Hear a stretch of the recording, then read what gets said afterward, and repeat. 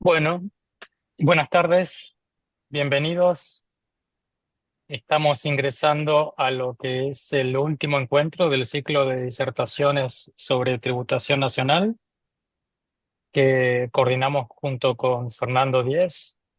En esta ocasión estaremos abordando como temática nuevas perspectivas y beneficios en materia fiscal y vamos a abordar tres temas de suma actualidad que tienen que ver con la más reciente reforma del impuesto a las ganancias para cuarta categoría, incentivos fiscales para energías renovables y las tendencias jurisprudenciales en el impuesto sobre los créditos y débitos bancarios. Para eso vamos a contar con, y ya los va a presentar nuestra moderadora, excelentes profesionales y expertos en cada materia.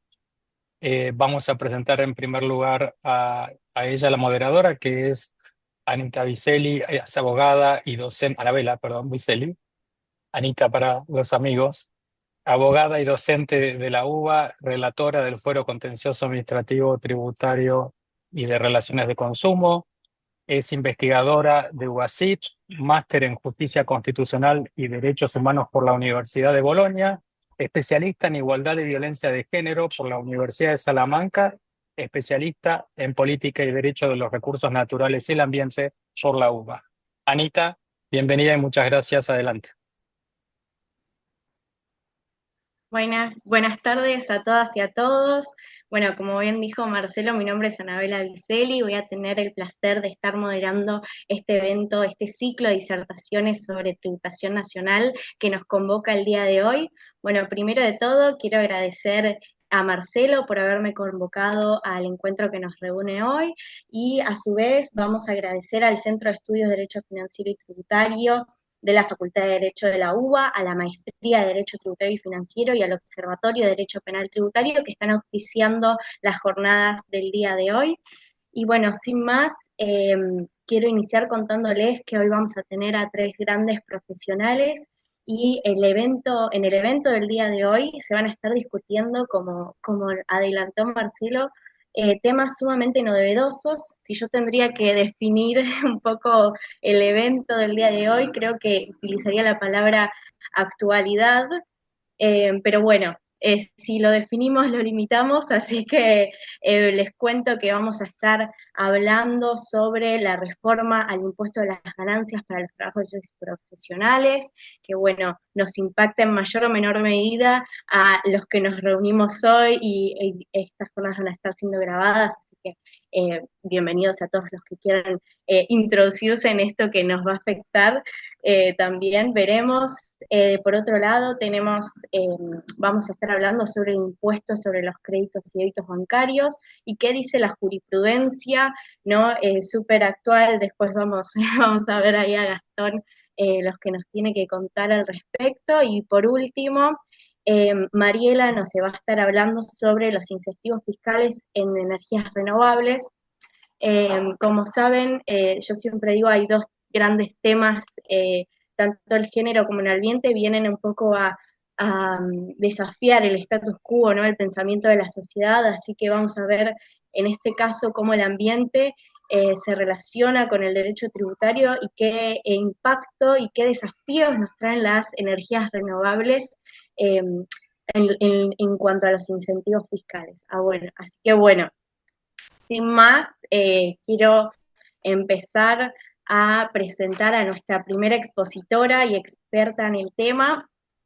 Nos va a estar hablando en primer lugar Karina Coco. Ella es contadora pública por la Facultad de Ciencias Económicas de la Universidad de Buenos Aires.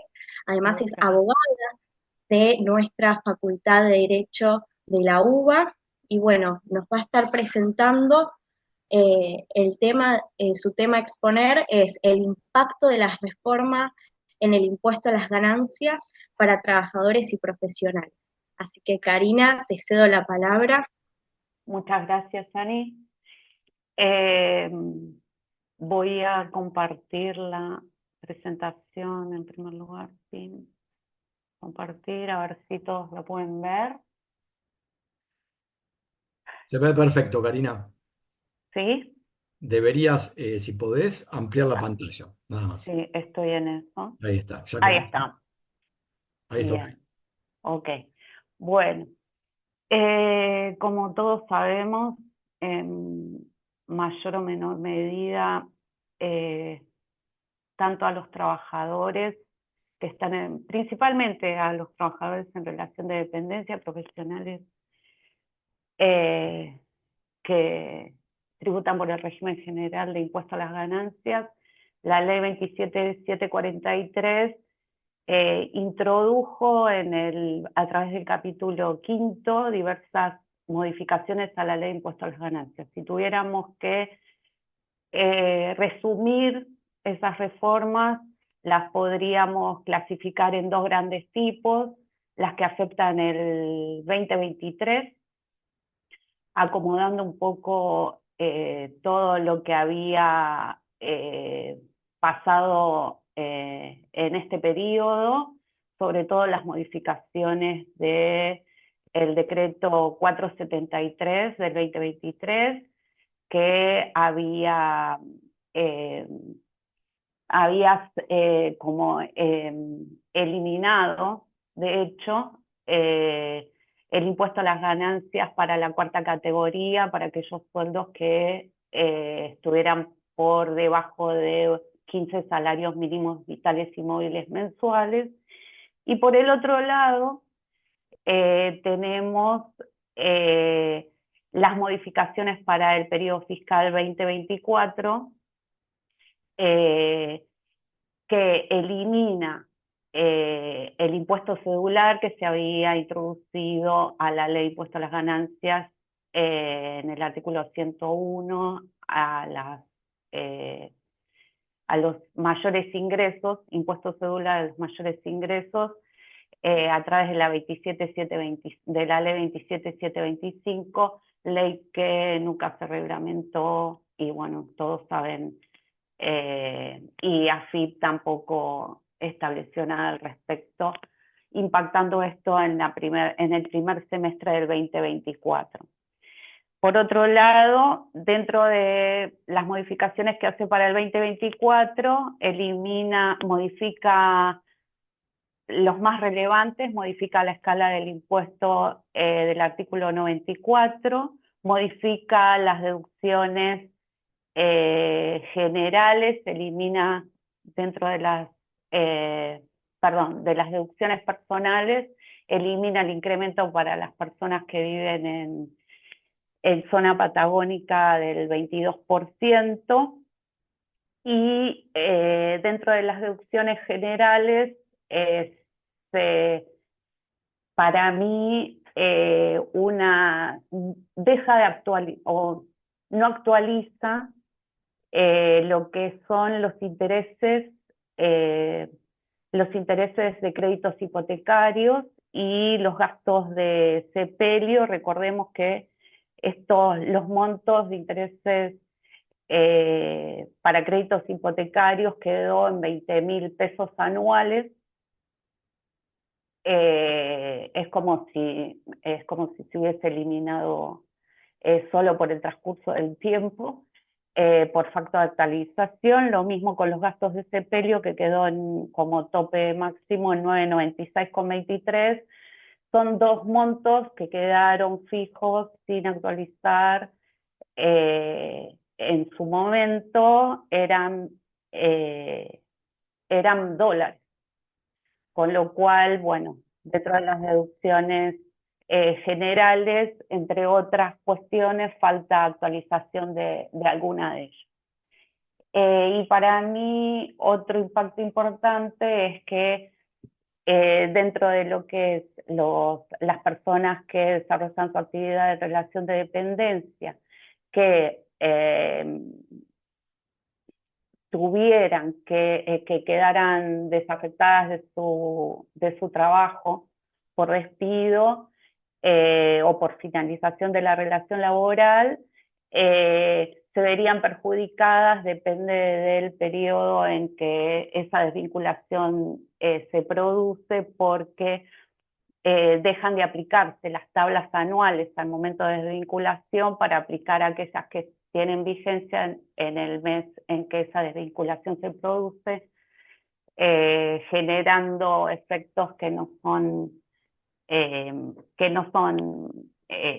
beneficiosos para la persona que deja de tener esta actividad, pues Cari, sin tener otro... Karina, Sí, perdón que te interrumpamos. No está pasando la presentación, no sé si vos... no, ahí voy. Ah, perfecto. Entonces, ahora nos vamos a adentrar directamente, bueno, esos son los efectos principales que en mi opinión produce la reforma. Vamos a ver en detalle cada una de esas modificaciones. En primer lugar, esta ley deroga exenciones. ¿Cuáles? Las previstas en el artículo 26, incisos X, en el inciso X y Z, que estaba relacionado con el diferencial de horas extras para aquellos que trabajaran en los días feriados, inhábiles y durante los fines de semana, el bono de productividad y fallos de caja o conceptos de similar naturaleza. En el inciso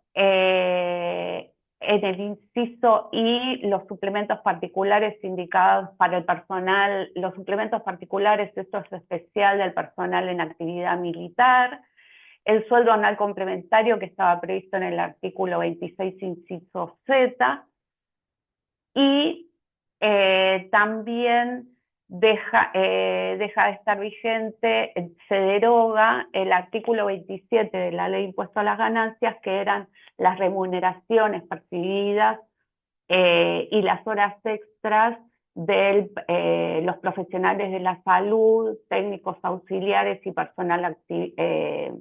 personal operativo. También deroga el artículo 32, que preveía la actualización de importes por el índice de precios internos mayoristas de los gastos de sepelio, de las primas de seguro para el caso de muerte y mixtos, y la actualización de la escala del impuesto a las ganancias. Deroga, por otro lado, 4 párrafos que luego, que en otro artículo de los 4 incorpora 3, pero se refiere, lo que deroga es la deducción de gastos de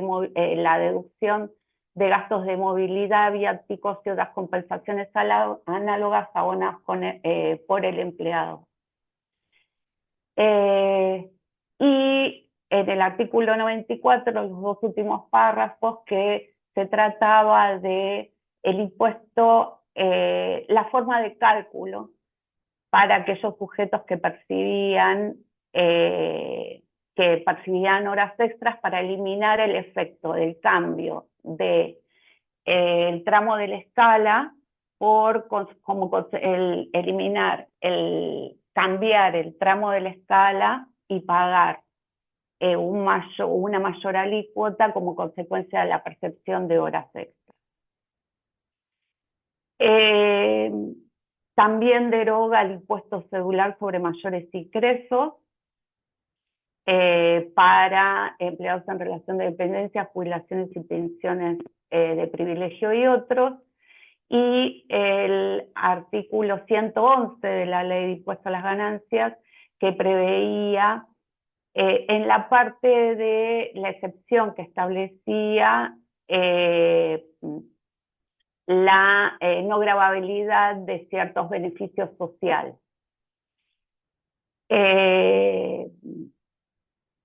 Bien, ¿qué modifica en primer lugar? Eso es todo lo que deroga y tiene efectos para el 2024. ¿Qué modifica? Modifica el nombre del impuesto, que es, a partir de ahora se llama ganancias de la cuarta categoría, impuesto a los ingresos personales, el trabajo en relación de dependencia y otros. y agrega 3 párrafos al final del artículo 82, a través del cual dispone que, que los contribuyentes, los incisos A y B, van a gravar todo pago recibido por el empleador, todo pago recibido, espérenme que lo quiero leer bien, recibido por cualquier concepto, es integrante de la base imponible del impuesto. Y no resultan de aplicación ninguna disposición que no esté contemplada en la ley de impuesto a las ganancias, que establezca, excepto hace una excepción en la ley 26.176, que establece la no inclusión dentro de la base para el personal para petroleros, y no acepta ninguna ley que establezca exenciones, desgravaciones, exclusiones, reducciones o deducción total o parcial de la materia imponible del impuesto de los importes percibidos por los contribuyentes comprendidos en los incisos A y B del artículo 82 por cualquier concepto y cualquiera sea su denominación. También modifica los distintos conceptos que bajo la denominación de beneficios sociales se encuentran alcanzados por el impuesto, aún, es decir, todo pasa a integrar la base imponible. Recordemos que antes había determinadas excepciones en este punto, excluyendo dentro de los beneficios sociales alcanzados la provisión de ropa de trabajo, de cualquier otro elemento vinculado con la indumentaria y con el equipamiento del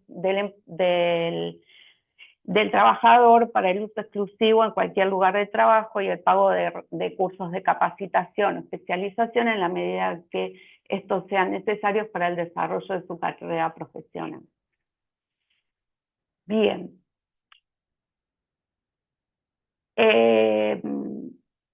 Después introduce una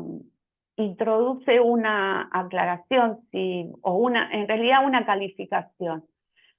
¿Cuál va a ser el alcance del beneficio otorgado al personal de las empresas petroleras? Que es un beneficio que está establecido en la ley 26.176,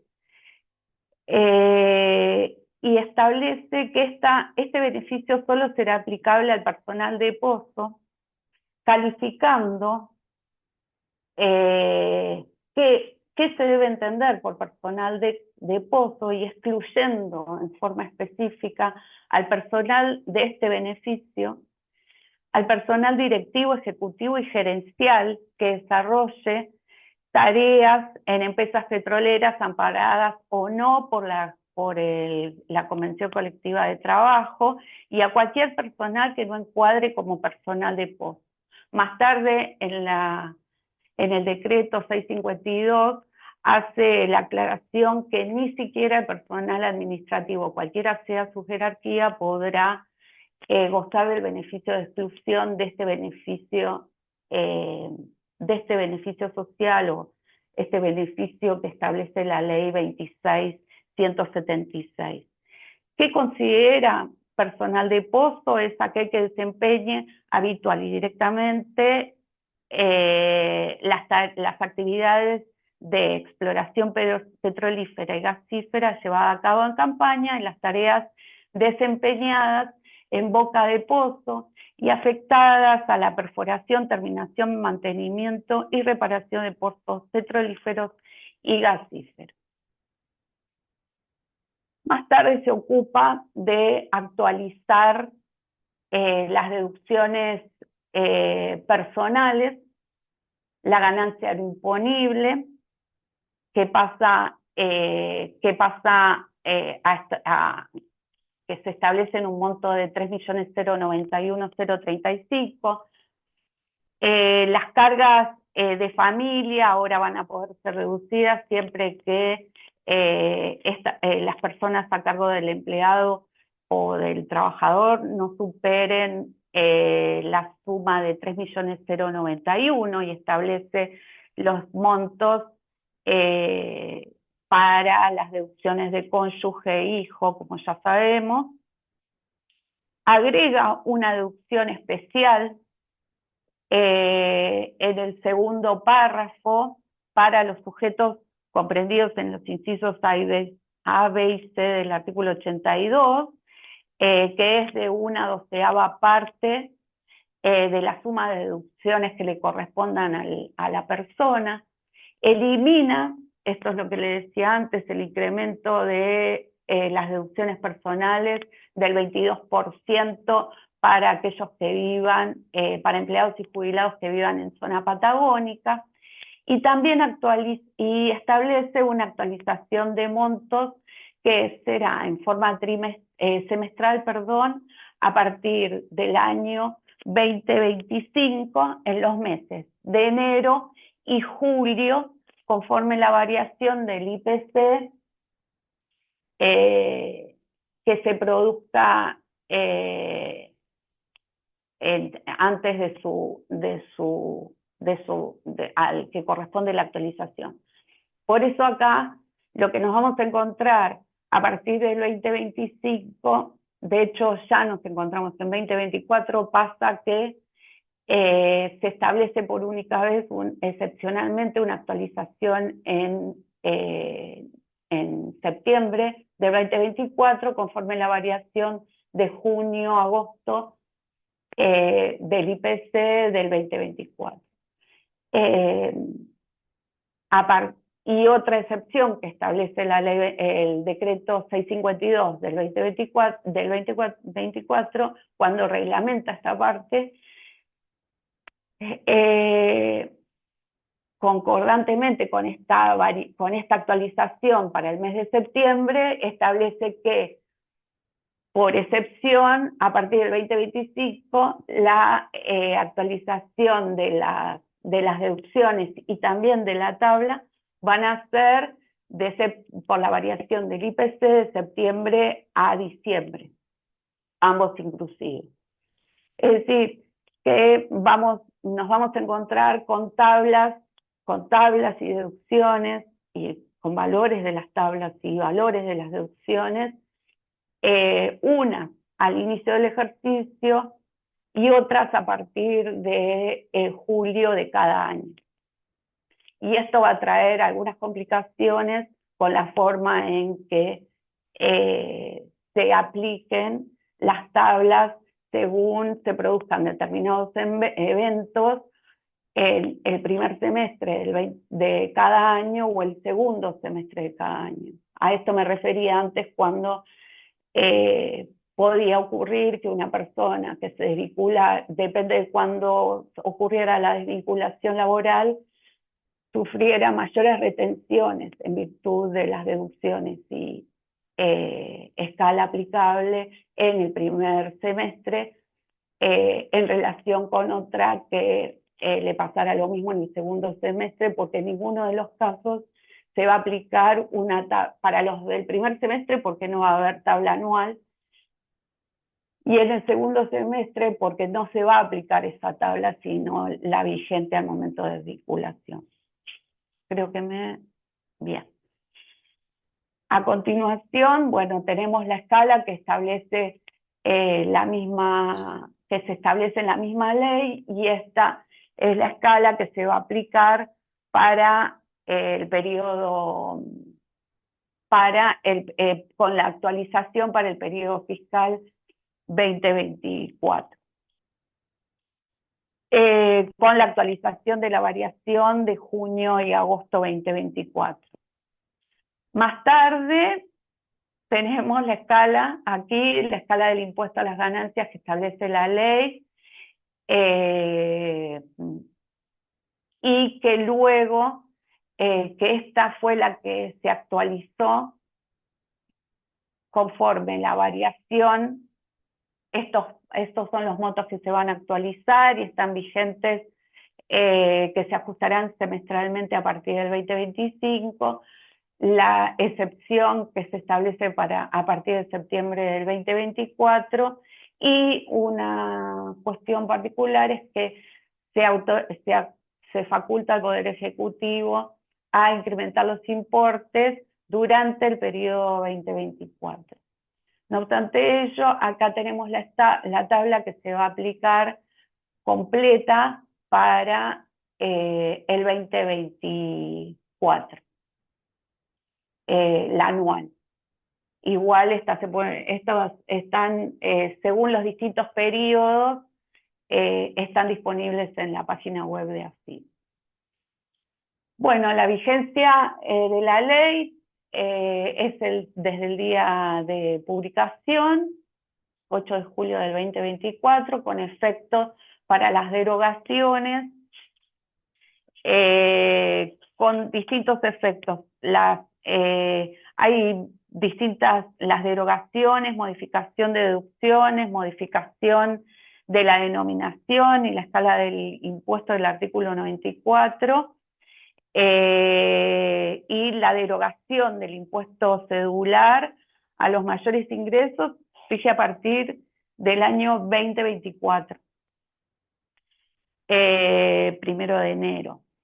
Y la escala del artículo 94 para los que perciban rentas comprendidas en los incisos A, B y C, que es relación de dependencia, empleo público y jubilaciones y pensiones, es aplicable hasta el 2023. Ratifica el decreto 473, aplicable desde octubre del 2023, y la actualización de las deducciones por IPC en concepto de aportes a planes de seguro de retiro privado a partir del periodo fiscal 2023. También el incremento establece que el incremento, y establece una cuestión especial, que es que con motivo de la aplicación de la nueva escala del impuesto o el efecto retroactivo, es decir, a partir del 1 de enero del 2024, cualquier efecto que los empleados en relación de dependencia pudieran sufrir como consecuencia de esto, como consecuencia de estas modificaciones, va a quedar saneado con una deducción especial que haga que el impuesto, volvemos con las deducciones especiales incrementadas, que haga que el impuesto del periodo fiscal 2024 correspondiente al primer semestre sea igual a 0. Si bien la ley habla de una deducción especial, más tarde en el decreto 652 se habla de un pago a cuenta. No establece, y después la resolución general 5531 hace lo mismo. Lo considera como un pago a cuenta, no una deducción especial como la que veníamos viendo durante el 2023. Bueno, el decreto 652 del 2024 lo que hace es reglamentar esos cambios, establece que el cómputo de 1/12 parte de las deducciones previstas en los incisos A, B y C del artículo 30 se va a y el cómputo del prorrateo del SAC lo delega, cómo se van a aplicar estas dos cuestiones, lo delega en la AFIP, ahora ARCA, a los efectos de que se realicen correctamente las retenciones por el efecto del cómputo de estas dos ítems.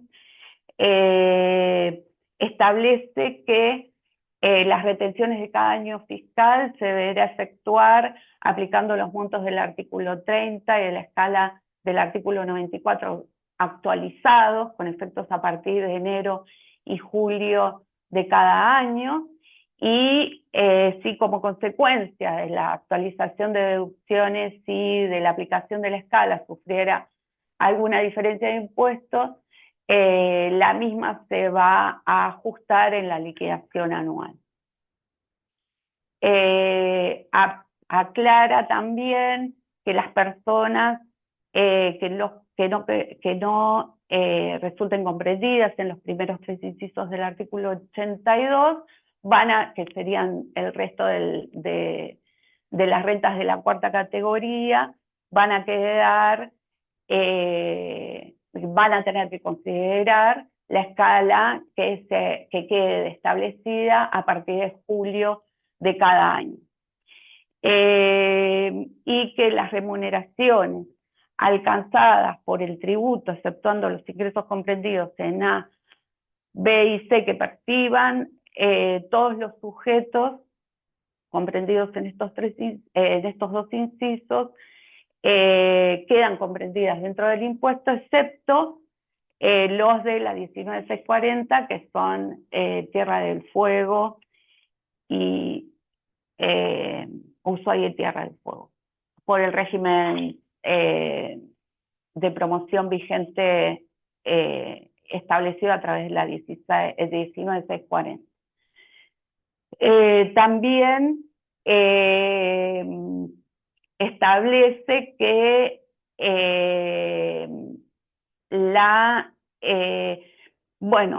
algo importante es que establece que las deducciones de las remuneraciones y contribuciones pagadas en concepto de personal de casas particulares no queda... Uy, ¿qué pasó? ¿Ustedes ven bien? No, entonces quizás tocó y escribió la Filmina. Ay, ¿cómo lo...? Bueno, dejo de compartir y... Por ahí Perdón, Karina, ¿te no faltan muchas guarda. filminas? Porque si te faltan muchas, podrías dejar de compartir y volver a compartir. O si querés ir, ya estás dentro del Sí, horario. sí, ya estoy cerrando. Porque después reglamenta muy... Ahí, bien. A ver si funciona bien. Bien, ahí lo ven bien. Ahí está todavía, ahora sí. Ahí. Bueno, eh, queda excluida dentro de lo que son las deducciones que no están reglamentadas, que no quedan comprendidas porque quedan en una ley separada, las correspondientes a casas particulares. Y hace una aclaración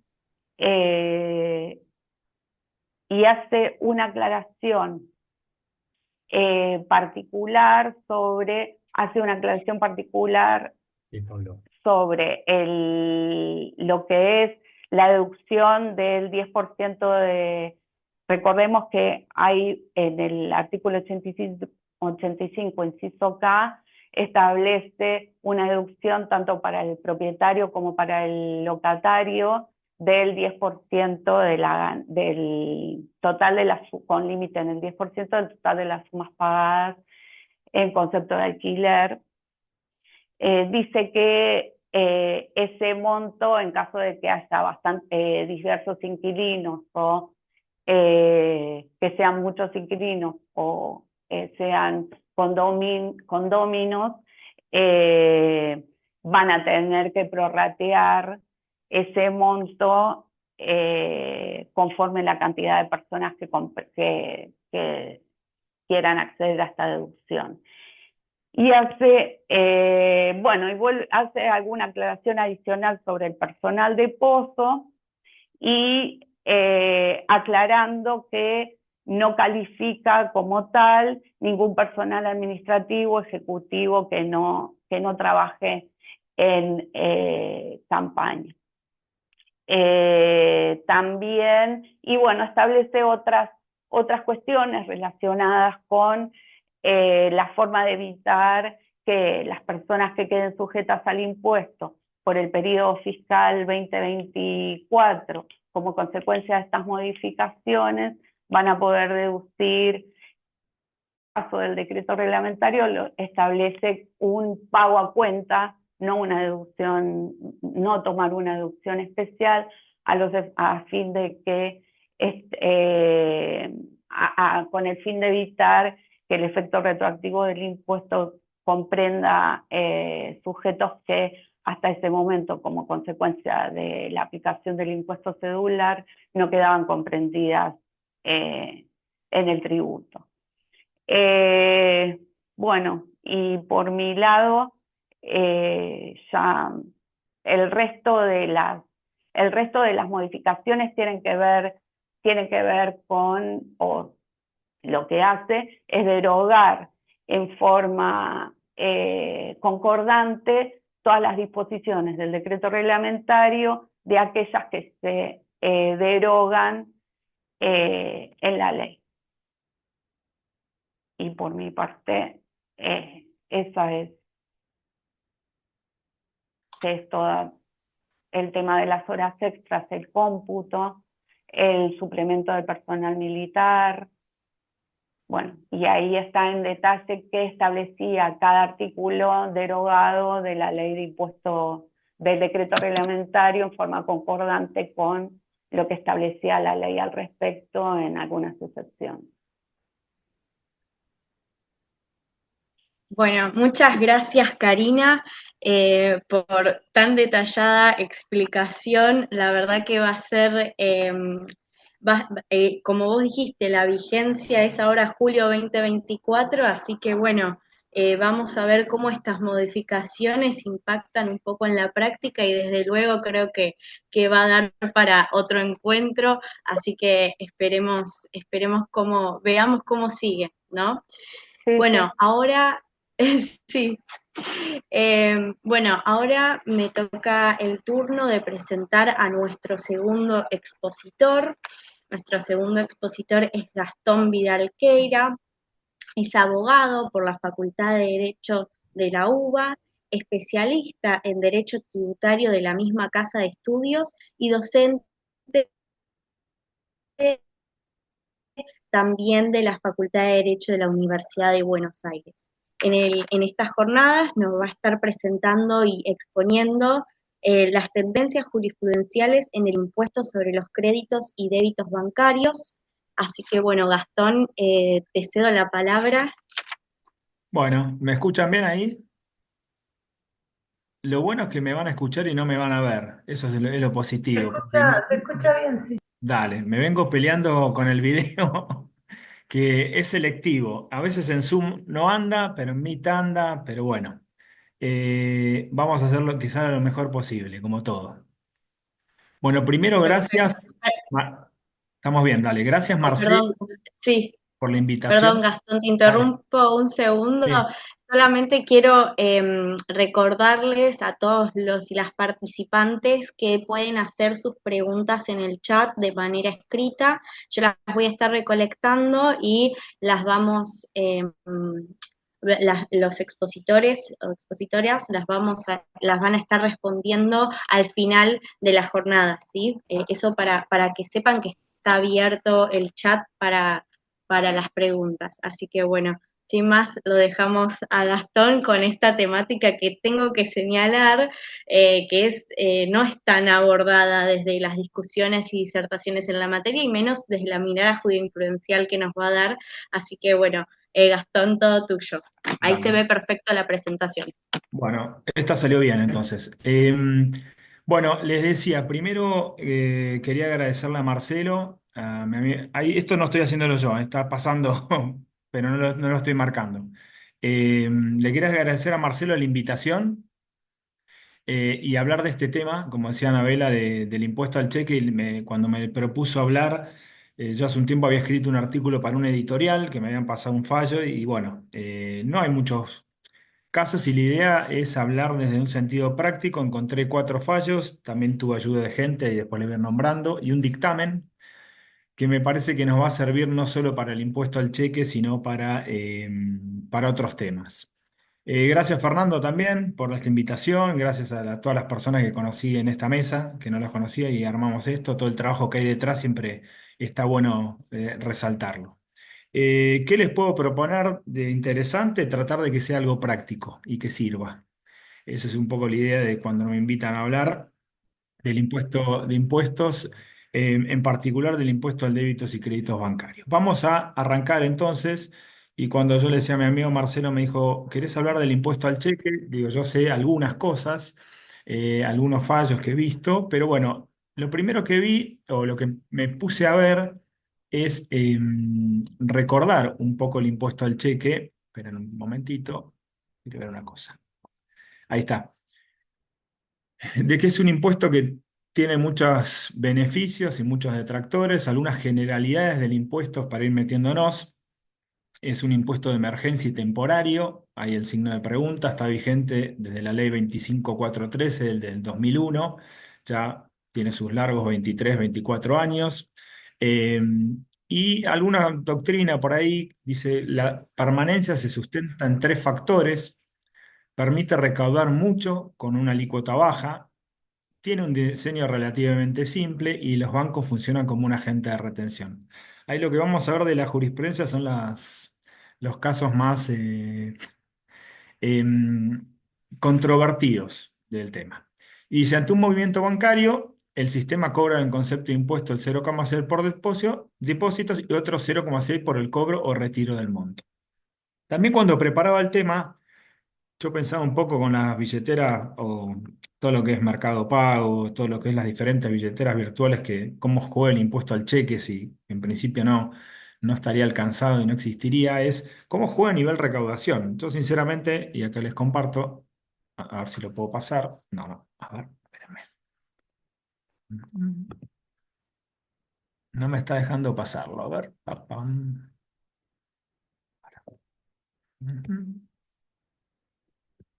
Bueno, Si para. no, cualquier cosa yo comparto, Gastón, ¿eh? Vos decís. Dale.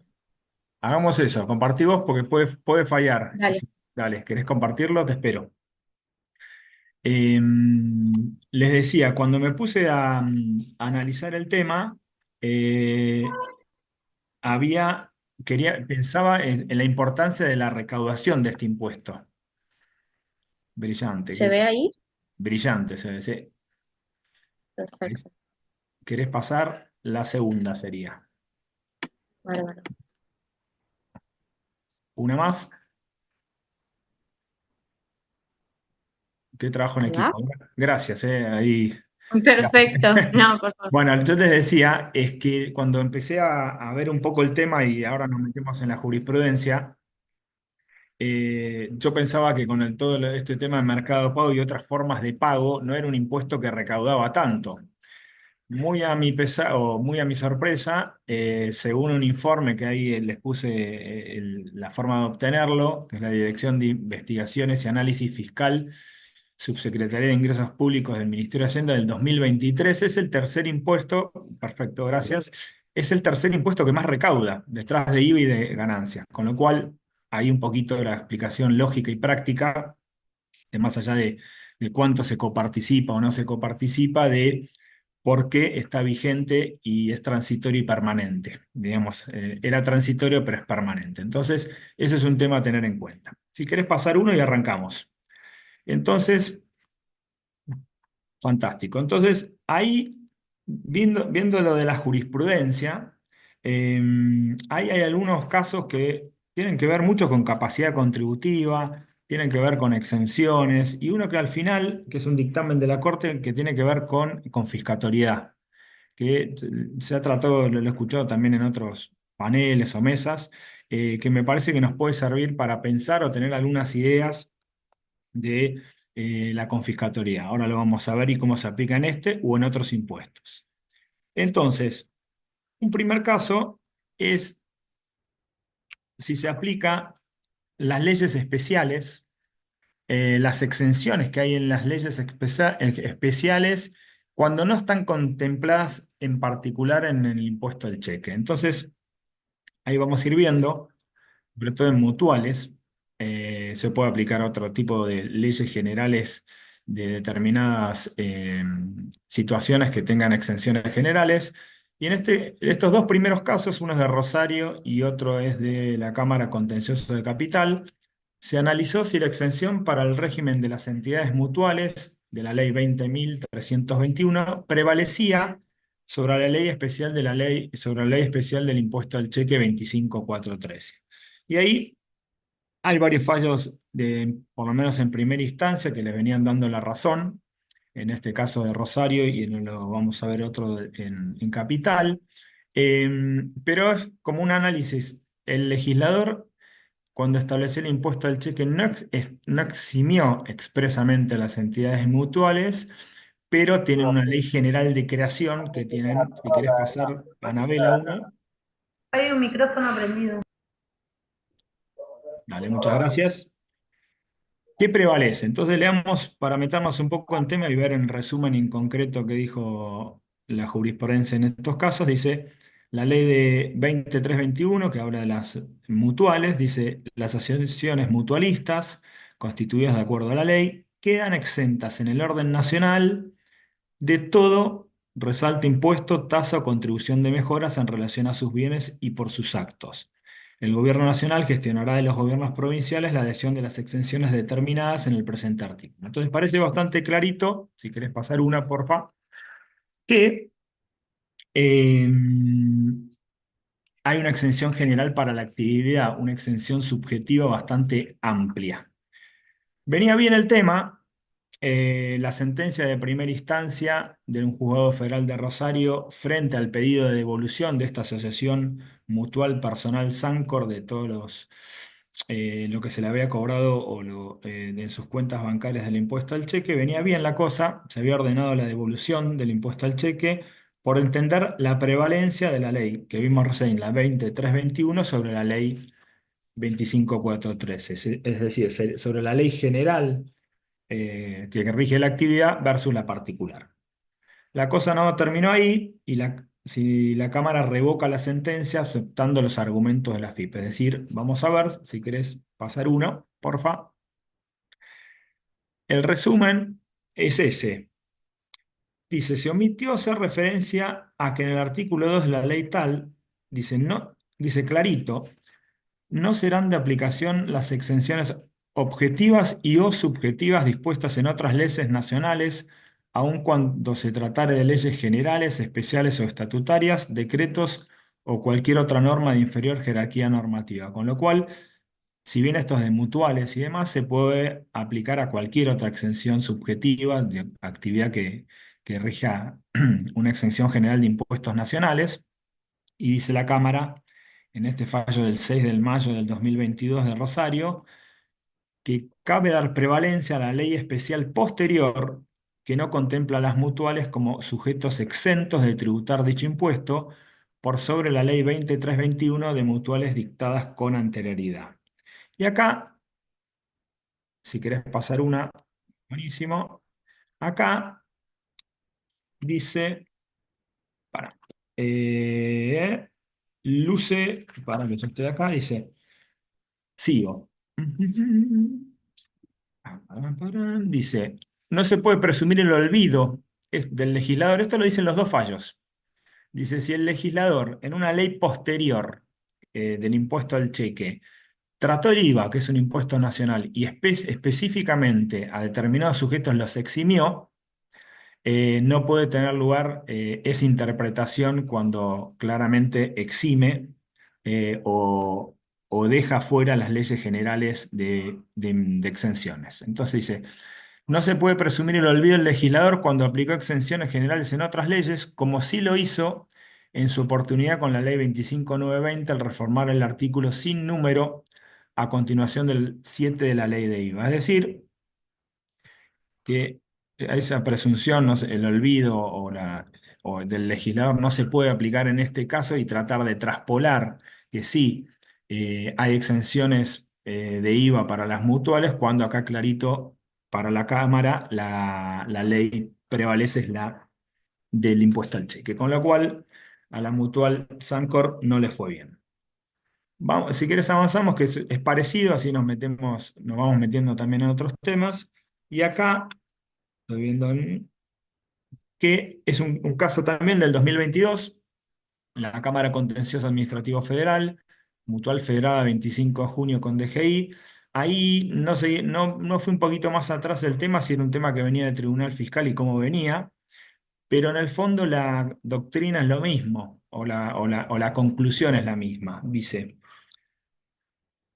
luce evidente que la intención del legislador, al sustituir el texto de la Ley 25.413, tornándose innecesario acudir al elenco de métodos interpretativos para conocer el sentido y alcance de la norma. Acá, como con buen criterio, todos que hicieron la defensa o el intento de repetición, dijeron, en definitiva, si es un sujeto que está exento en IVA, también sigamos el mismo camino para el impuesto al cheque.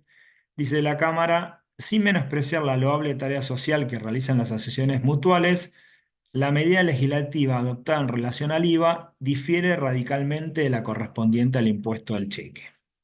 Y, si querés, pasamos una, porfa.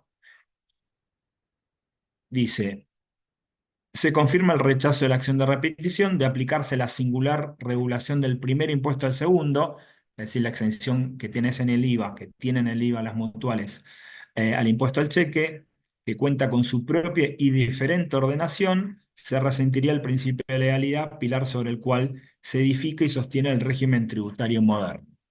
Con lo cual acá tenemos dos fallos, uno de la Cámara Contencioso Administrativo Federal y otro de Rosario, haciendo prevalecer que puede aplicarse a otras situaciones de exenciones generales, de leyes de creación, la ley particular.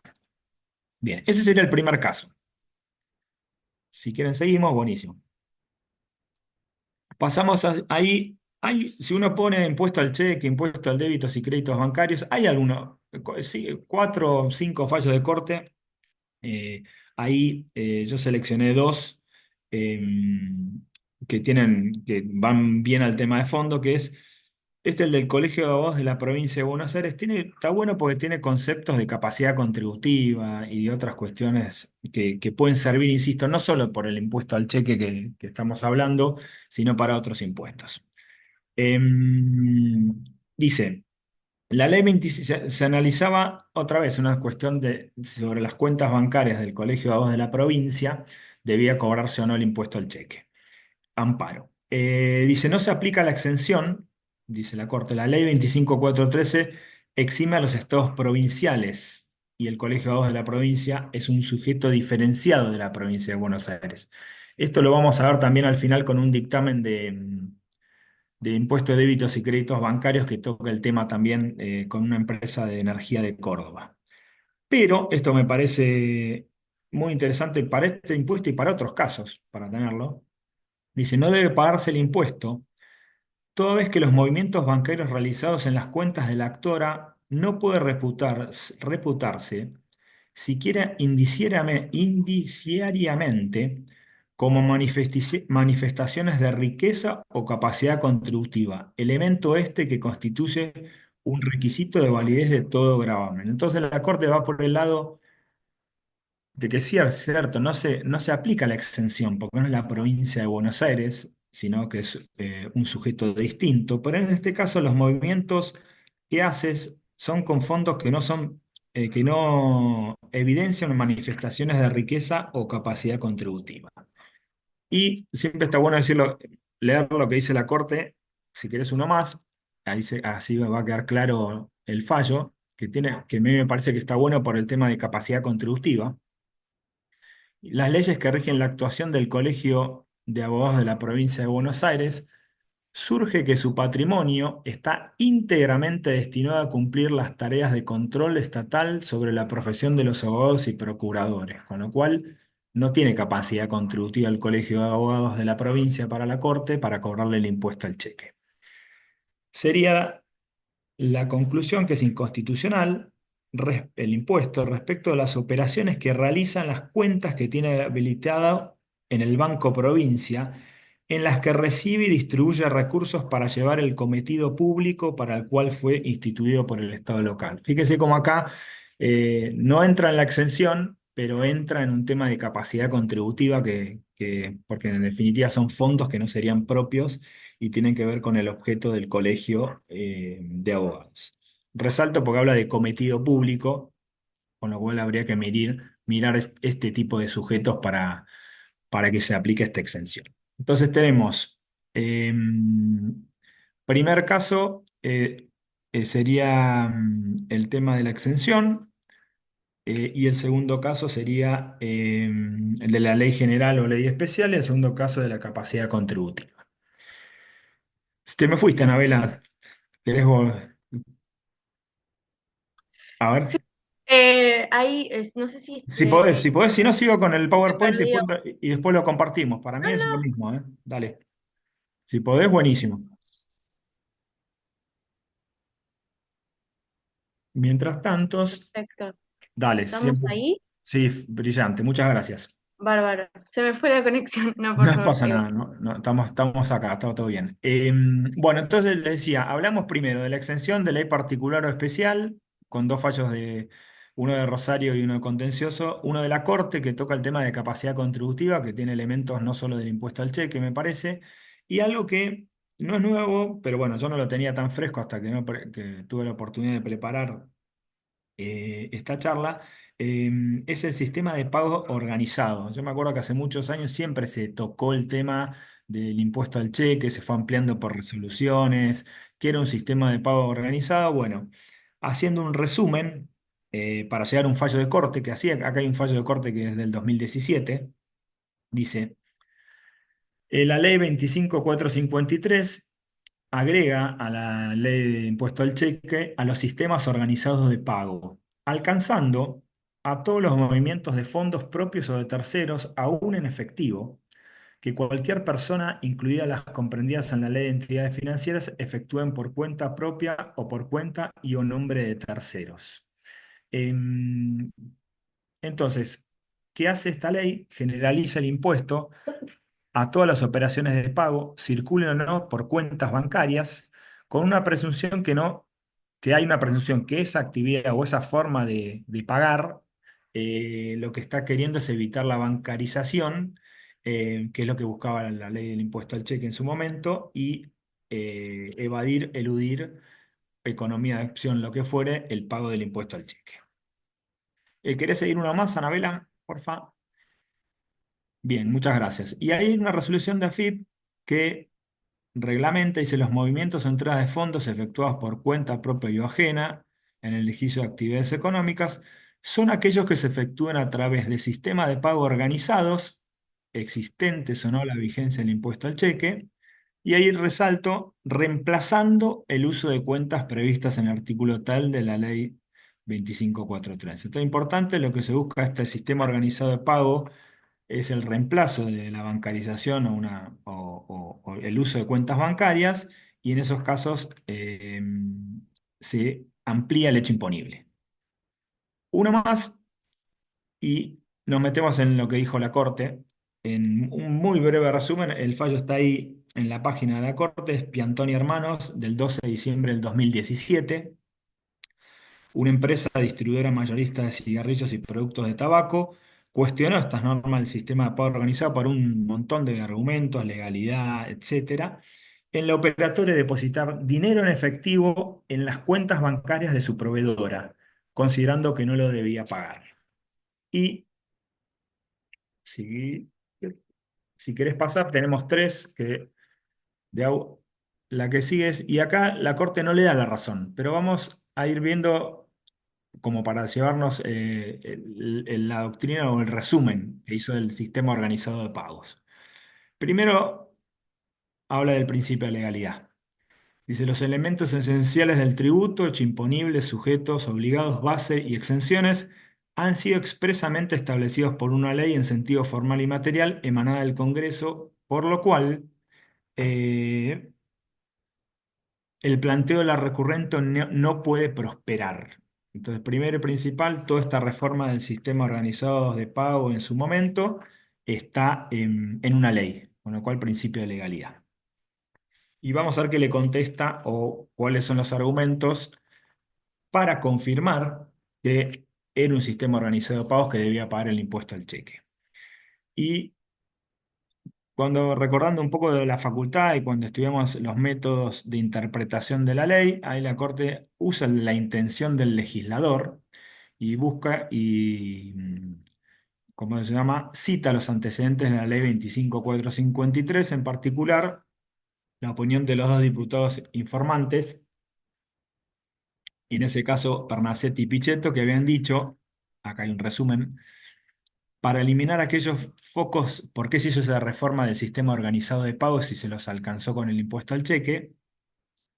Para eliminar aquellos focos de ilusión que habían aparecido desde el momento en que se puso en vigencia, se generalizó grabando todos los movimientos monetarios en dinero, en efectivo, pagos mediante sistemas electrónicos, pagos de servicios y tarjetas, y solo se exceptúan los movimientos en caja de ahorro hasta el monto del sueldo. Y la última, de Piantoni, si querés pasar una, muchas gracias. Resulta correcta la conclusión a la que llegó en las instancias anteriores en cuanto a la aludida modalidad de pago se encuentra alcanzada con el impuesto. Entonces, en resumen, por si este tema se plantea o se tiene, el sistema organizado de pagos para la Corte viene definido por ley. En este caso, se intentó eh, no utilizar una cuenta bancaria y lo consideró alcanzado con el impuesto. Esta fue la conclusión.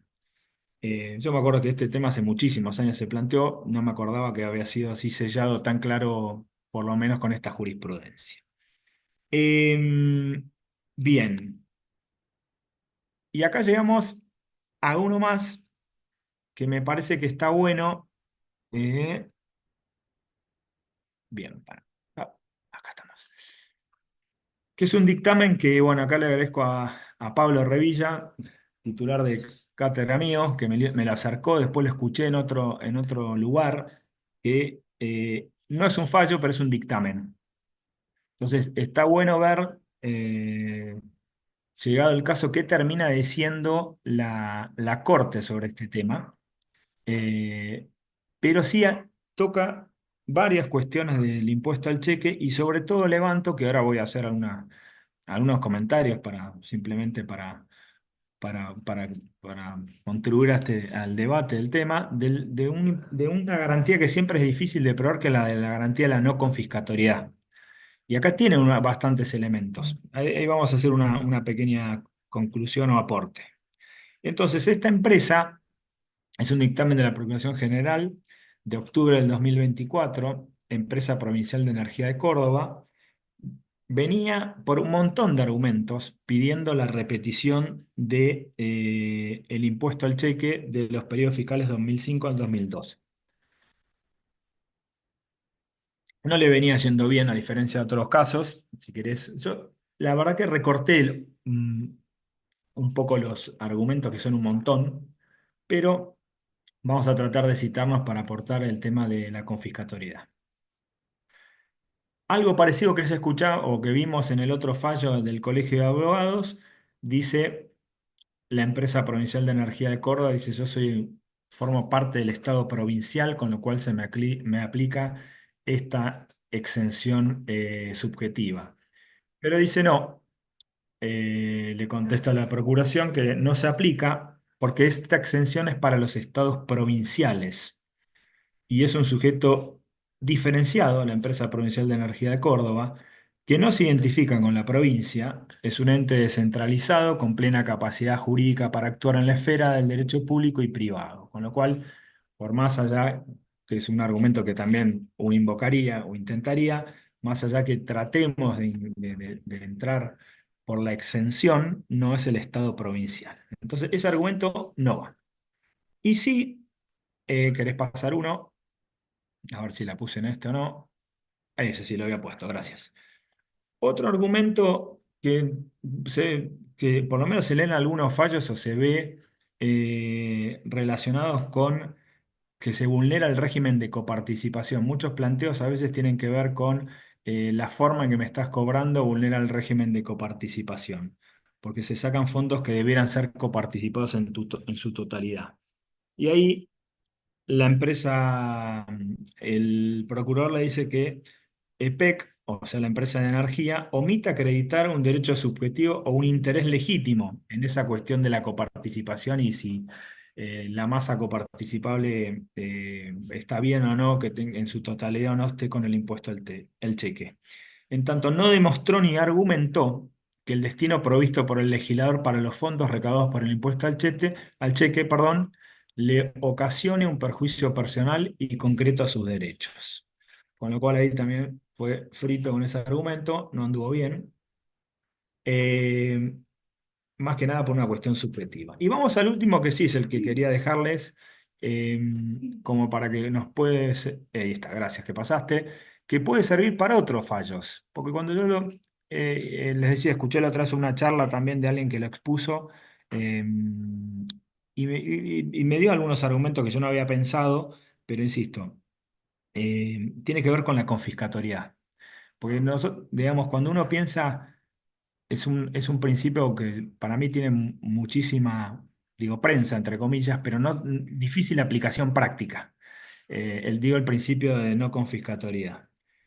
Cuando pensamos un poco en la facultad o lo que leímos o lo que escuchamos de gente que sabe realmente, o sabía como Casás y otros autores, eh, decían, bueno, un impuesto es confiscatorio cuando absorbe una parte sustancial de la renta o del capital grabado. El tema es cómo probarlo, porque está el tema del 33% que tiene que ver con el rendimiento de los bienes. Y hay jurisprudencia, por lo menos que yo me acuerde, eh, relacionado con el impuesto inmobiliario, relacionado también el tema se plantó con el aporte solidario. Ahí escuchaba también una persona cuando daba esta charla que decía que hubiera o qué diría llegado el caso de la Corte del Aporte Solidario. Muchos de esos casos terminaron ingresando en moratoria, entonces quizá no se plantearían, pero si tiene que ver, la confiscatoriedad tiene que ver con los activos, como una foto, digo, lo que yo entiendo, o tiene que ver con el rendimiento de los activos a los cuales alcanza. Eh, ¿Qué decía EPEC, la empresa provincial de energía de Córdoba?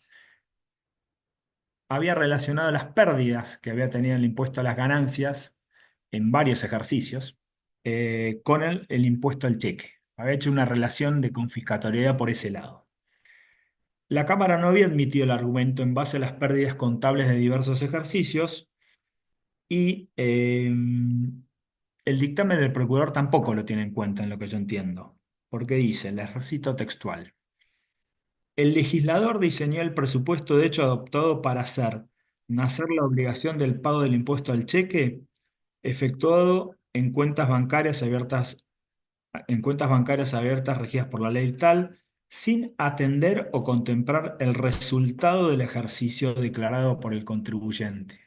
Como que tendría que ver más el resultado con el impuesto a las ganancias, que es lo que trajo la empresa, dijo, me afecta, en este caso es confiscatorio, pero lo vamos a ver más clarito, si querés, en la que sigue, que dice, ¿qué es lo que alcanza? ¿Qué manifestación de capacidad contributiva alcanza el impuesto al cheque? Y ahí dice, asiste razón a la Cámara, dice el dictamen, el impuesto al cheque y el impuesto a las ganancias resultan tributos distintos cuyos efectos confiscatorios no pueden ser evaluados de manera idéntica. La materia agravada, esto lo destaco, del impuesto al cheque son los créditos y débitos, es decir, los ingresos y salidas de dinero. Eso es el valor del bien gravado, con lo cual la comparación no sería a los efectos de la confiscatoriedad, no alcanzaría, porque una cosa es el impuesto a las ganancias, lo que graban, más allá de las pérdidas que tuvo una empresa, y otra cuestión sería los movimientos bancarios, en el caso que no alcanzarían a aprobar la confiscatoriedad. Eh, Habría que ver, bueno, como les decía, habría que ver cómo termina este caso en la corte, que termina diciendo, pero yo pensaba, Nicolás Nogueira, el que había escuchado la charla el otro día, ahí me acordé. Eh, ¿cómo, qué termina diciendo la Corte sobre confiscatoriedad en algo más actual? Eh, quizá en temas, podría ser del aporte solidario o algún otro, o este mismo, porque eh, estaría tomando, parecería, prevalencia sobre el bien grabado, sobre la manifestación objetiva, no sé si me explico, y no necesariamente sobre el rendimiento. Acá es como directamente separó lo que alcanza ganancias con lo que alcanza el impuesto a los débitos y créditos bancarios. Em, bien, uno más si querés. ¿Cómo vengo con el tiempo, Anabela? ¿Estamos? ¿Tengo un ratito más? Sí, sí, si querés, ya igual faltan pocas diapositivas, Sí, así estamos que cerrando. Si no estamos estiro, si vos cerrando. me veis estiro, pero no, cerramos, no, por ahora. No. Bueno, entonces, crisis es el lugar que tiene que ver también con capacidad contributiva y que sobre este impuesto los casos, los fallos que yo vi lo tocan, es el tema de, hay fondos, igual que el Colegio de Abogados, hay fondos que no son propios o que no tienen que ver con una manifestación económica de la actividad propia en este caso, la empresa provincial de energía. Acordémonos que en el caso de el Colegio de Abogados había dicho,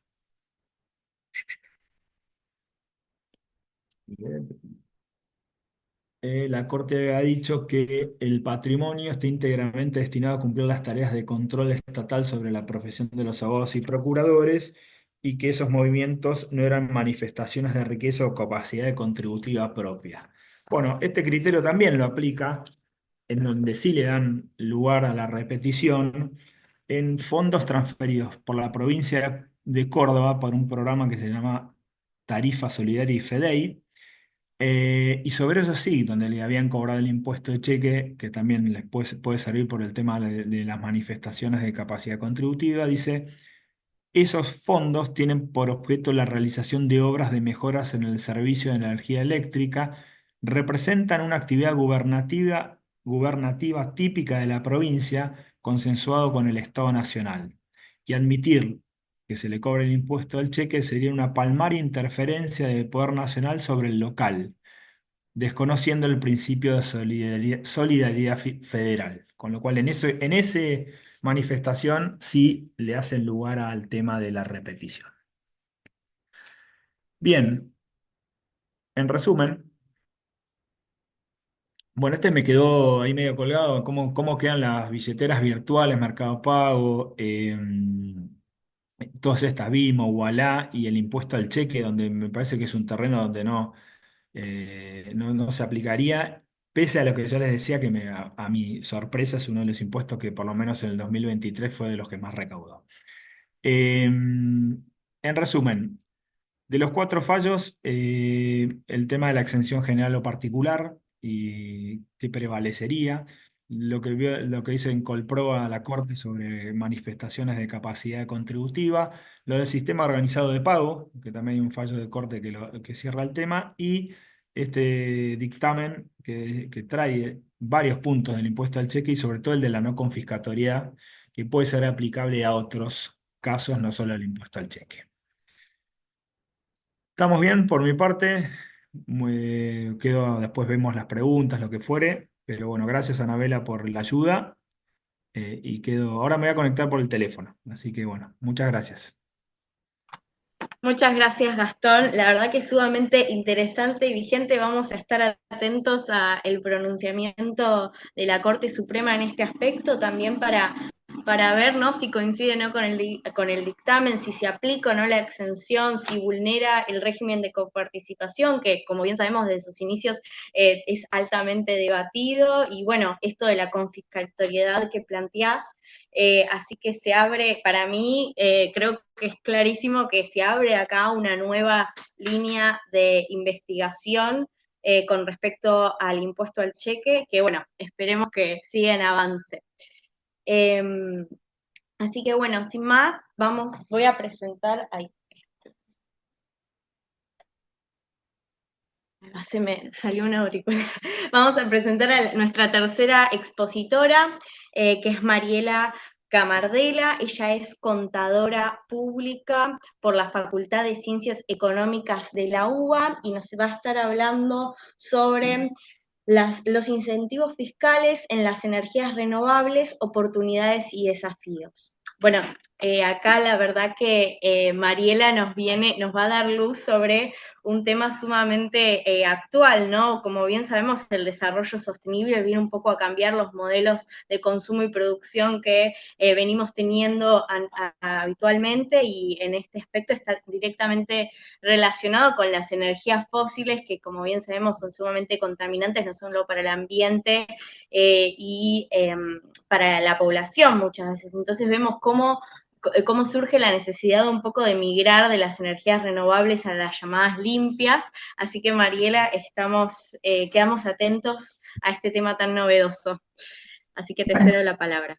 Bueno, desde ya muchas gracias. Gracias a todos por la participación y especialmente a Marcelo Núñez y a Fernando Díez por invitarme a disertar sobre el tema que, bueno, a mí me apasiona, así que voy a tratar de ser práctica en volcar la información para que ustedes puedan tener a través de la presentación un panorama muy simple y pragmático de lo que son las energías renovables, los incentivos fiscales sin legislación comparada. Esto es únicamente en Argentina, pero para que puedan tener un marco de referencia en dónde está parada Argentina respecto al mundo. Yo voy a compartir una presentación, si me dan unos segunditos, lo vamos a hacer ahora. A ver si podemos. A ver si estamos. Ustedes me dirán si están visualizando. Ahí estamos visualizando, Mariela. Perfecto. Si podés poner en ampliación. Ahí está perfecto. Perfecto. Bueno, vamos a avanzar brevemente en lo que es, para ubicarnos, lo que es la generación de energía eléctrica, antes de hablar de las energías renovables. Lo primero que vamos a decir, que es por ahí una novedad para todos, es que la energía es un bien.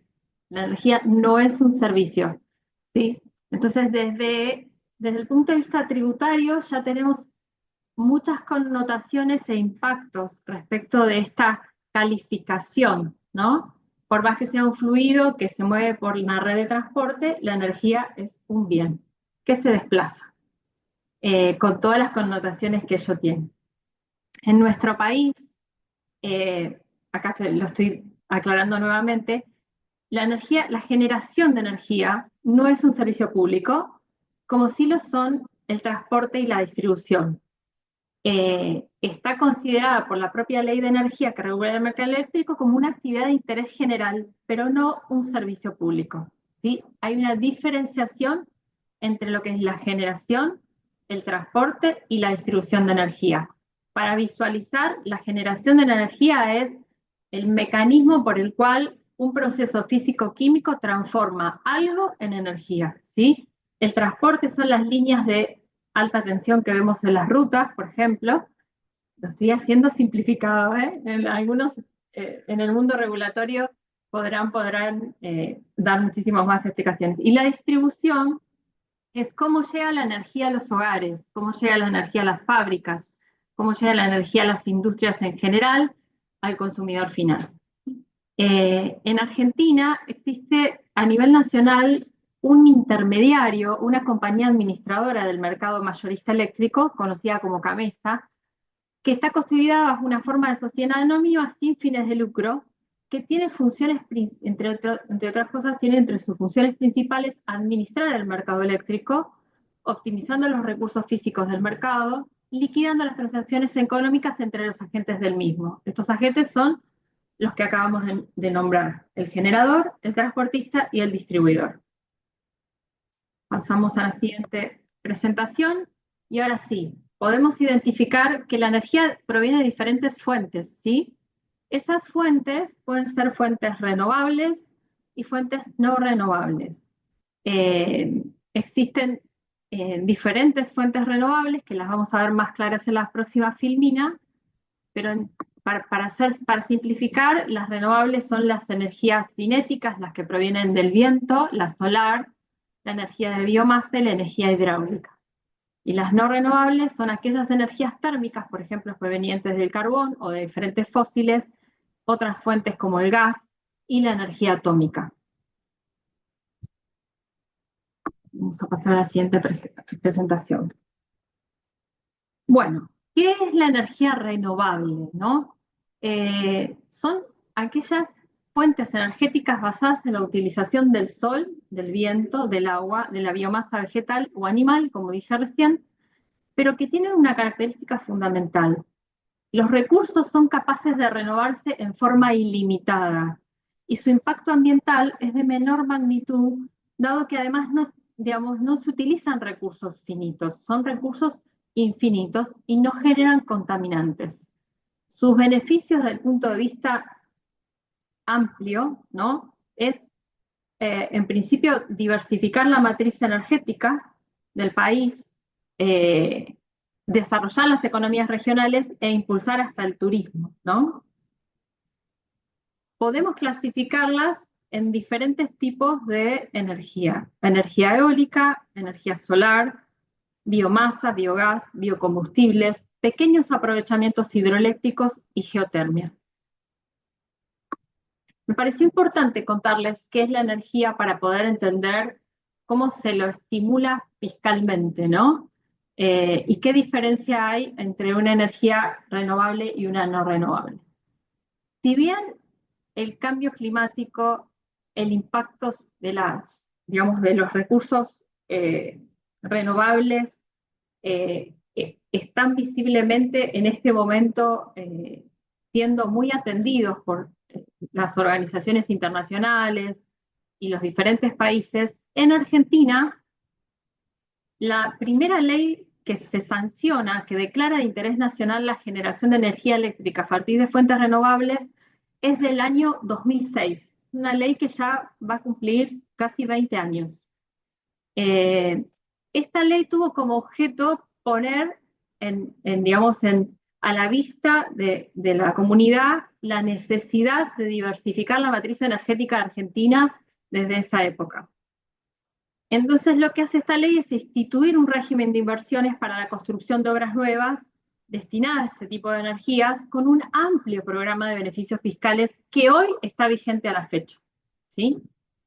En septiembre del 2015, 10 años después, ya con un consenso del Congreso Nacional mayoritario, se establecen bases de política de estados de las energías renovables. Por ahí para ustedes, o no todos, tienen esta información, pero hoy las energías renovables por ley son una política de Estado. ¿Con qué objetivo? Transicionar a una matriz energética equilibrada entre renovable y no renovable, porque es inviable una matriz energética totalmente renovable, y trabajar en la descarbonización de la economía, primero local y por supuesto internacional. Bueno, esta ley arrancó por allá por el 2016 con una Argentina que tenía una participación en toda su matriz energética de un 1,8% de la demanda de energía de fuentes renovables. Y se fue poniendo objetivos escalonados dentro de la ley que lamentablemente a la fecha no se cumplen totalmente. Hoy Argentina está, a ver, esto es variable, ¿no? No es estático, hay meses de mayor consumo y hay meses de menor consumo, pero la capacidad de generación no supera el 14%, ¿sí? Y estamos en 2024, donde la expectativa por ley debería ser del 19%. Ha crecido muchísimo en los últimos, diríamos, 10 años o 8 años. Pasamos del 1,8 al 14% en la matriz energética argentina, y la Argentina ya ha anunciado para la Agenda 2030 que el objetivo es llegar a un consumo de fuentes renovables del 30% de la matriz. Esta situación todavía no está receptada en la ley 27.191, ¿no? Es la ley vigente actualmente, llega hasta el año 2025. Bueno, esta parte es la quizás más interesante para los abogados y los contadores que estén participando. Eh, con el objeto de promover el desarrollo de la industria de generación de energías renovables, que es una industria de capital intensivo que requiere grandes inversiones, con industria nacional prácticamente inexistente sobre el desarrollo de este tipo de equipamiento, se trabajó con incentivos fiscales relevantes. En el 2016, cuando la ley aparece, digamos, más fuertemente, lo que tiene como objetivo es generar un clima de estabilidad fiscal para proteger estas inversiones, permitir un diferimiento de la carga impositiva para mejorar la tasa de retorno de estas inversiones y lograr a través de este formato, de esta cobertura, de este blindaje, si queremos llamarlos, una mejora en la obtención de los beneficios de financiación. ¿Por qué? Porque las energías renovables se financian con bancos de desarrollo, organismos internacionales que, digamos, realizan inversiones en este tipo de proyectos. Son proyectos de largo plazo y la inversión es muy, muy relevante. ¿Qué preveía la ley y qué prevé todavía? A ver, la ley tiene un sistema escalonado que arrancó con mayores beneficios en cuanto la ley aparece. En 2017 se dan los mayores beneficios y empieza a escalonar en forma progresiva, descendente, hacia el fin de la ley, que es el 31 de diciembre del 2025. Los incentivos fiscales permitían eximir de aranceles de importación a los equipos, a los repuestos y a los componentes o materias primas para la construcción de estas obras de infraestructura, amortizar en forma acelerada los bienes de uso, una devolución anticipada de IVA, exención en ese momento de impuesto a la ganancia mínima presunta que estaba vigente, exención del impuesto sobre los dividendos en la medida que se reinviertan en obras de infraestructura, una extensión a 10 años de los quebrantos impositivos, una deducción total de la carga financiera en el impuesto a las ganancias sin tope y certificados fiscales que permitían, de alguna manera, en la medida que se cumpliera con un componente nacional del 30% de toda la obra de mano, digamos, de un componente local, permitía obtener certificados fiscales.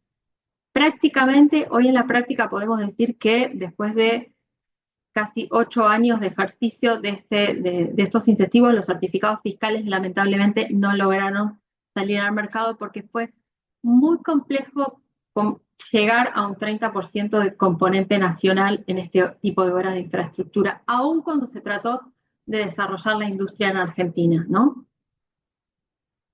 Vamos a pasar a la siguiente presentación, no sé si voy muy rápido, alguien me lo puede decir por acá sin problema.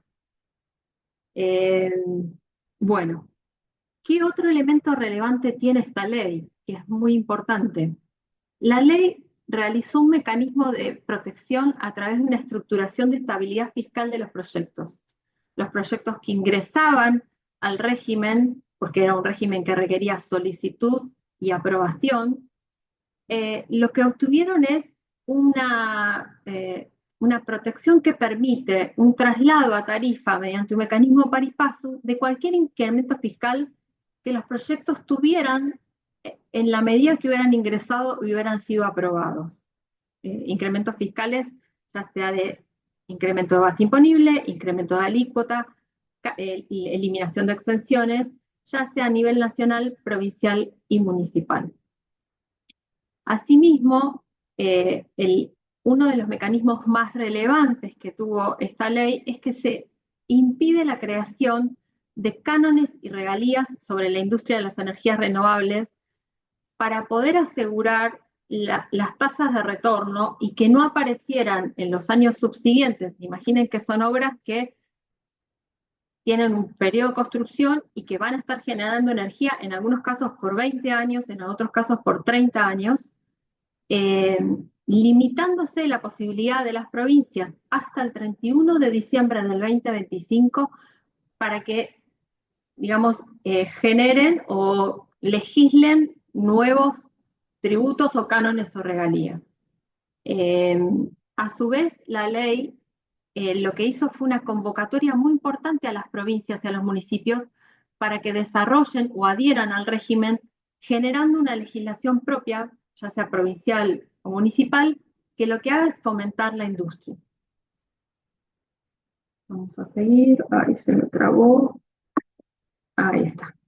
A ver.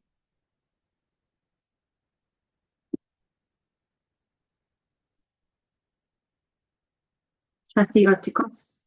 A ver si puedo. Ahí está. Bueno. Y dentro de este contexto de incentivos fiscales que hoy están vigentes, pero que están residuales, la pregunta es, ¿qué oportunidades y qué desafíos tiene el régimen de la Ley 27.191 en Argentina con digamos, con un crecimiento como el que tuvo la energía renovable en los últimos 8 años, con la oportunidad de llegar a una Agenda 2030 de un 30% de la matriz energética de consumo renovable? A nuestro entender, o por lo menos a mi entender, lo que es necesario es una ampliación del plazo de vigencia de la norma, sosteniendo el programa de beneficios, sosteniendo la estabilidad fiscal nacional, provincial y municipal, con el objeto de seguir fomentando la industria y también incorporar a la ley digamos, la participación del incremento del consumo de energía renovable a través de algún tipo de mecanismos que fomente adicionalmente este tipo de obras. Bueno, y esto ahí ya traemos un poquito de información jurisprudencial. En estos, diríamos, 10 años en donde aparecen diferentes programas de licitaciones, lo que nos encontramos es que se generaron estructuras fiduciarias con el objeto de proteger los flujos de fondos para pagar los pasivos generados por la toma de deuda para el desarrollo de este tipo de obras, en donde estos trusts o estos fideicomisos de garantías no fueron receptados dentro de la ley 25.413, el impuesto a los débitos y créditos, tal como lo son, o sea, como fideicomisos de garantía. Esto generó una doble tributación en los movimientos de fondos entre la sociedad generadora de energía, los fideicomisos de garantía y los lenders, o sea, quienes nos prestaron los fondos, en quienes desarrollaron los financiamientos, por lo que se generó doble tributación en el impuesto y esto la ley no lo contempla, no lo reduce, no lo limita. Lo que sí sucedió es que se presentaron en la justicia diferentes compañías, entre ellas las que está detallada en el cuerpo de la presentación, que es Geneia Chubut Norte, contra la FIP, en un proceso de conocimiento, en donde hoy el Juzgado Contencioso Administrativo Federal 8, recientemente, en agosto del 2024, le ha dado la razón a la compañía, indicando que las características de ese fideicomiso y esa estructura fiduciaria es de garantía, por lo tanto se debe aplicar la alícuota reducida y no la alícuota total prevista en la ley.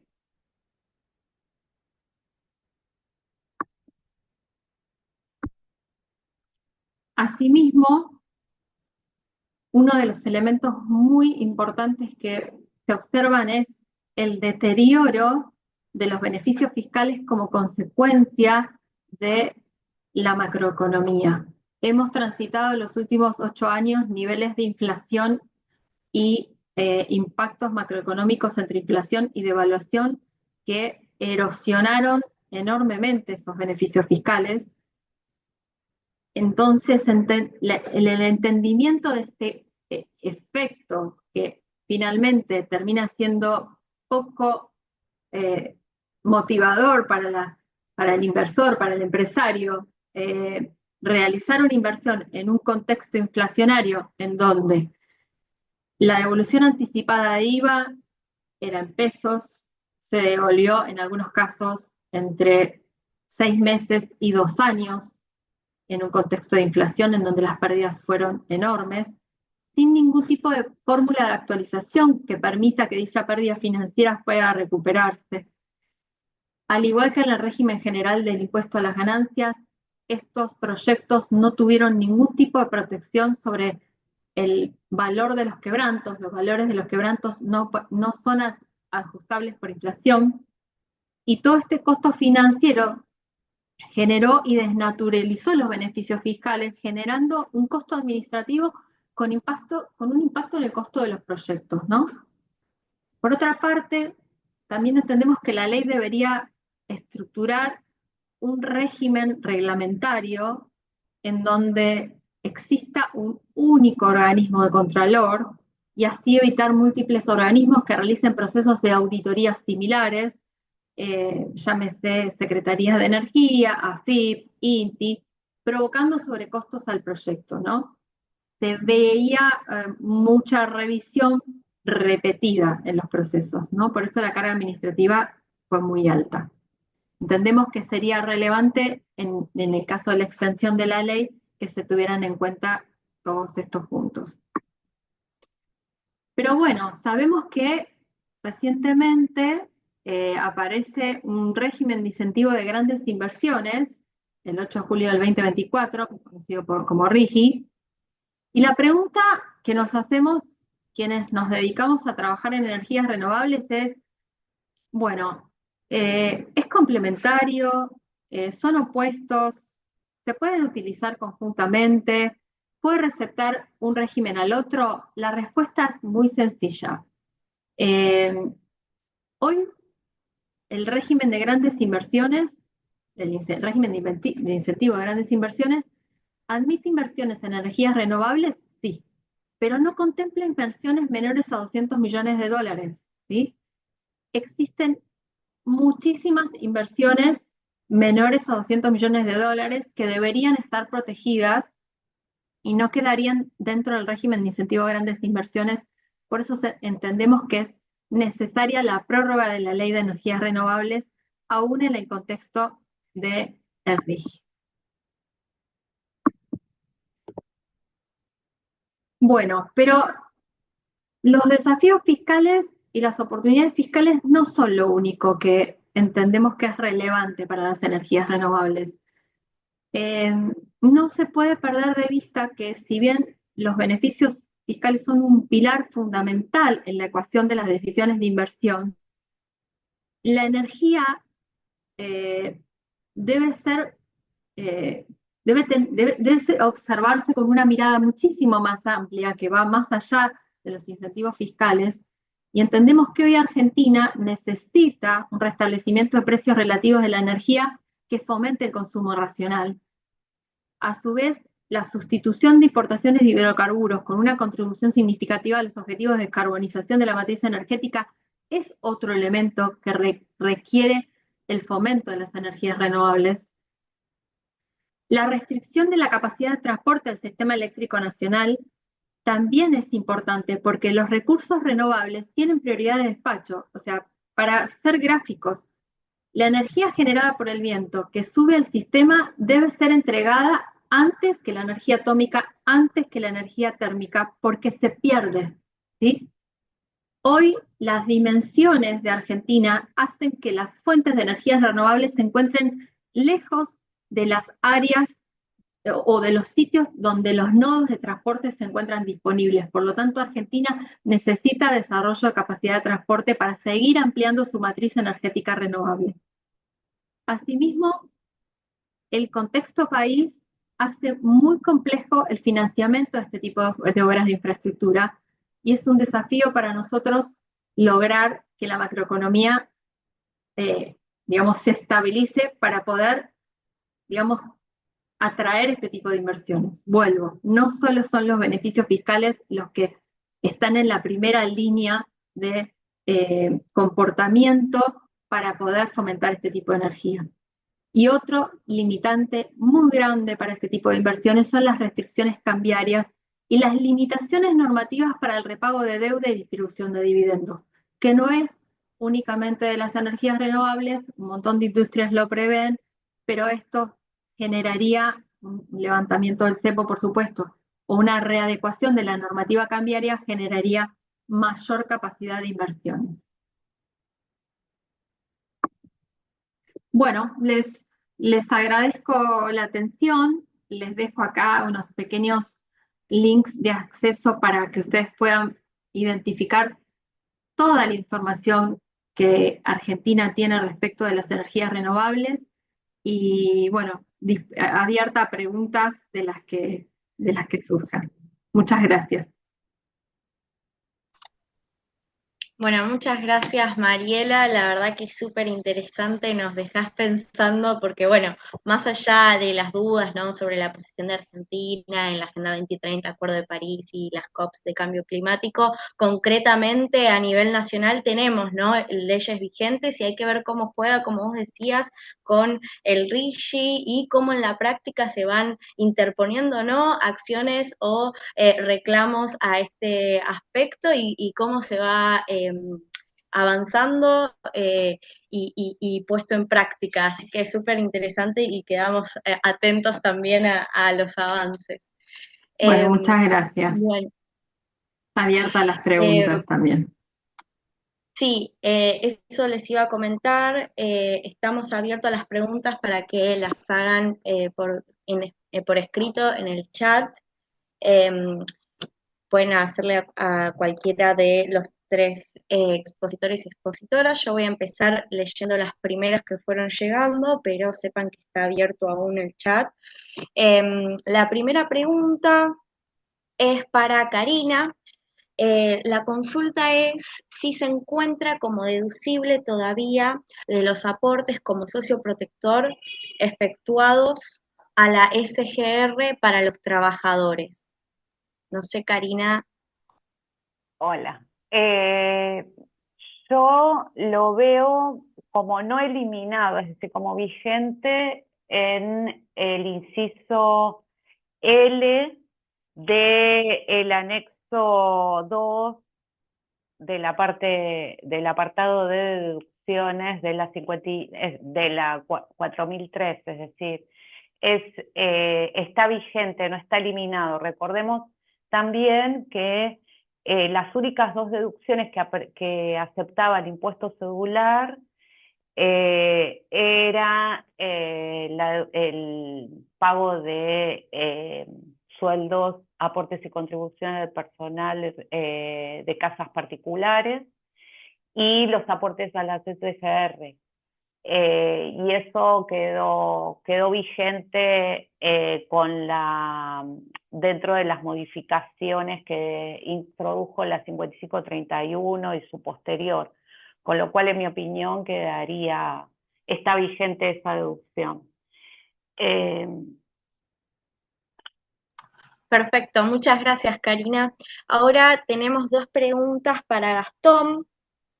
La primera pregunta es, ¿qué implicancia podría llegar a tener el pago con cheques electrónicos que pueden endosarse 99 veces con el sistema organizado de pagos? Gastón, no sé si ahí tenés el micrófono, si no, a ver, ya te lo habilito.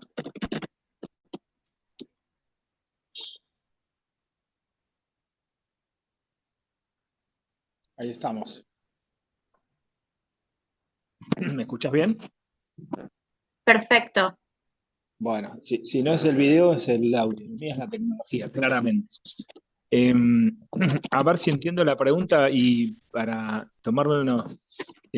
si le está la posibilidad de que estos e-checks sean endosados varias veces, podría asimilarse a un sistema organizado de pagos. Lo que yo vi de la jurisprudencia, que te puedo dejar, ahí no vi quién había hecho la pregunta, que te puedo dar letra, el fallo de la Corte es si estás intentando no utilizar un sistema o una cuenta bancaria. En ese sentido sí podría asimilarse. Ahí no, yo no sé, tendríamos que chequear la afirmación de que se puede endosar varias veces, pero en algún momento ese cheque se deposita, digamos. No sería igual a Piantoni el caso. Y tenías otra, ¿no? Me habías dicho. Perfecto. Sí, tenemos otra pregunta. La segunda es, ¿Existe jurisprudencia sobre el impuesto a los débitos y créditos bancarios para el caso puntual de las cooperativas? Mira, de los que yo haya visto, no, pero seguramente sí, porque entiendo que la ley de cooperativas de creación también tienen exenciones generales, son leyes de la década del 70, por ahí, mal no recuerdo, tienen exenciones generales de todo impuesto, nacional, provincial. Entonces me parece que la discusión es la misma que vimos en los dos fallos que no son de corte, pero de cámara, que en definitiva prevalece la ley particular que no las eximió. Me parece que sí. Debe haber fallos, yo no los conozco, pero es lo mismo que las mutuales. El planteo tiene que haber sido el mismo, sin duda. Buenísimo, muchas gracias Gastón. Ahora hay una última pregunta para Mariela. La pregunta es, ¿las zonas donde se genera la energía están lejos de los centros de consumos? ¿El sistema interconectado que administra Camesa prevé esto? Bueno, la pregunta es súper compleja porque es una pregunta regulatoria, no es una pregunta fiscal, pero vamos a tratar de simplificarlo. Si hay algún especialista regulatorio que quiera aportar, yo les voy a tratar de contestar. Las energías renovables se generan en diferentes zonas de la Argentina. Tenemos zonas patagónicas donde la energía es eólica, por ejemplo. Las zonas solares son todas las zonas cordilleranas, San Juan, Mendoza, La Rioja. Digamos, lo que es el sistema de transporte de la energía tiene sistemas de acceso a levantar esa energía, pero la energía se pierde si esos nodos de transporte no se encuentran cerca del lugar donde se genera la energía renovable, ¿sí? Entonces, es muy relevante que las obras de infraestructura de transporte se encuentren desarrolladas ampliamente para poder tomar las energías renovables de los lugares donde la energía renovable es más productiva, ¿sí? Quizás no es la terminología correcta, pero no,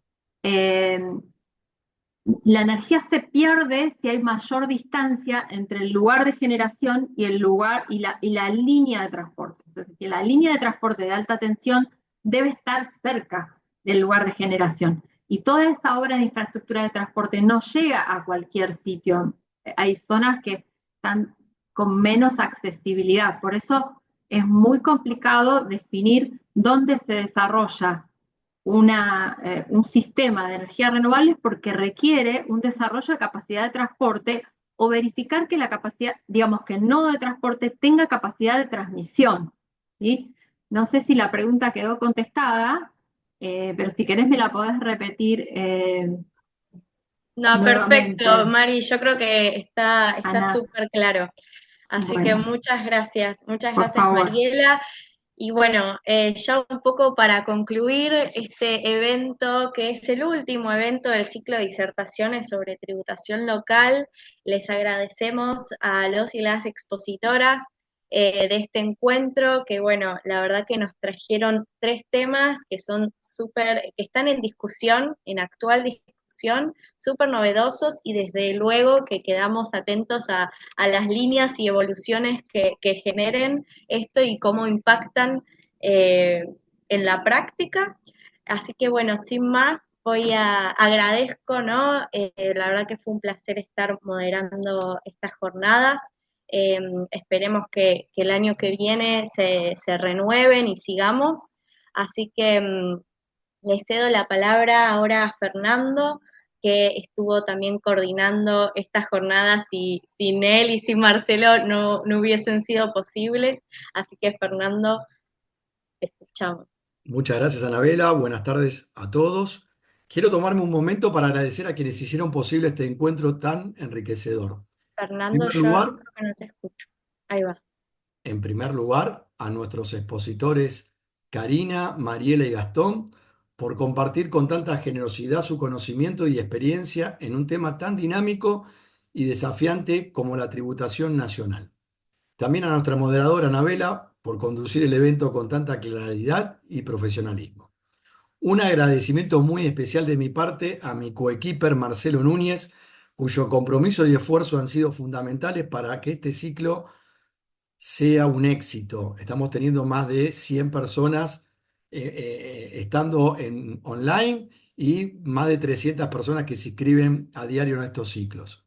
Por último, gracias a cada uno de ustedes por participar, por sus preguntas, sus reflexiones y por demostrar que el interés por la actualización y el debate académico está más vivo que nunca. Los esperamos el próximo año con más eventos, nuevas perspectivas y como siempre con el objetivo de seguir aprendiendo y creciendo juntos. Marcelo, me gustaría que te unas, si estás ahí, no sé, porque hoy, ahí está, ahí te veo. Es la última reunión del ciclo del año 2024. Estás sin audio, me parece, ¿no? Bueno, perfecto. Hago yo entonces el cierre formal. Les mando un fuerte abrazo de nuestra parte, tanto de Marcelo como la mía, y de todas las autoridades del centro que realmente nos apoyan para poder hacer estos eventos académicos de manera gratuita y abierto para toda la comunidad académica. Un fuerte abrazo, muchísimas gracias. Nuevamente a los expositores, ¿eh? Anabela, también un placer. Gracias a todos por la oportunidad, ¿eh? Por Sí, favor, sí, también lo mismo, me adhiero a las palabras de Mariela. muchas gracias. Muchas Gracias. gracias a A Marcelo disposición. y a Fernando. Un honor, Gracias. quedamos a disposición, sí, tal Sí, cual. Bárbaro, muchas gracias, ¿eh? gracias.